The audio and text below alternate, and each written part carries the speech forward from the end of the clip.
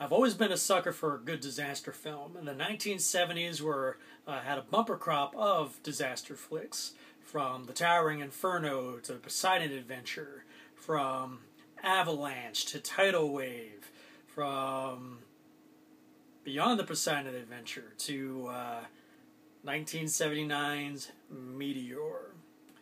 Well before Bruce Willis and Elijah Wood faced off against giant rocks hurtling down from the heavens, Sean Connery faced off with one himself. And back in 1979, as a kid, I remember liking the hell out of this movie. 2015, watching it as an adult, damn was this boring. This is probably one of the slowest disaster movies around. It has an all-star cast: Sean Connery, Natalie Wood, Carl Malden, Martin Landau, Henry Fonda, Trevor Howard, who else is in there? Brian Keith. It's like a great cast, but not much happens. And when the disasters finally hit, granted the visual effects are of its time, there's really no impact to it. You're like, It's like, okay, that's kind of quaint. And but it's just hilarious that the performances are like pretty bad and over the top in this one. There's like ridiculous moments, like a good chunk of the film, we're talking like a 5-minute sequence, is spent watching these people, watching monitors, watching satellites carrying nuclear weapons, realigning themselves so that the missiles face from inward to outward.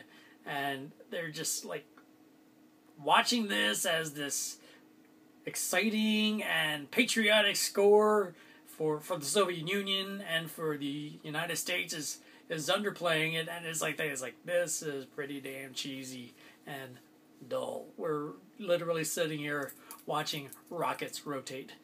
But I guess back in '79 it was state of the art, and after seeing movies like Armageddon and Deep Impact, and those two blew me away. But Meteor, it's just funny how a movie you liked as a kid, and then you go back to it as an adult, and with new eyes, more mature eyes, and you find out that really wasn't as good as I remember it was. I remember this happening to me with Ringo Starr's Caveman, which back in '81, I believe, is when it came out. I thought that was one of the funniest movies I ever saw. I remember where we recorded it off HBO and wore the damn tape out. It was just so funny. And then I saw it when it came out on DVD, and crickets were chirping. I'm like, I had friends over to watch it. I was like saying, this is hilarious, and we were all like, this is not funny. I'm like, yeah, like it's not as funny as it used to be. I can't explain it. I guess I grew up. So that's basically what happens here with Meteor. But as I cited other disaster films, there are other fantastic disaster films that came out in the 70s, like Towering Inferno and The Poseidon Adventure and Earthquake and Airport, the original Airport. And actually Airport 75 and 77 were pretty good too. But 79, The Conqueror, was a stinker. But Meteor, I'm willing to bet as a kid, I probably gave that movie, I would have given that movie like 8 out of 10. But now I would probably give it about a 4.5 out of 10. It's just very slow and very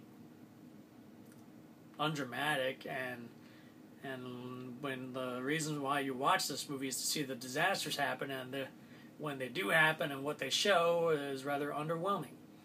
And for the 2 hours that you're sitting there waiting for the payoff, and when it happened, the destruction of New York City, as brief it is maybe the last 2 minutes, was like pretty solid.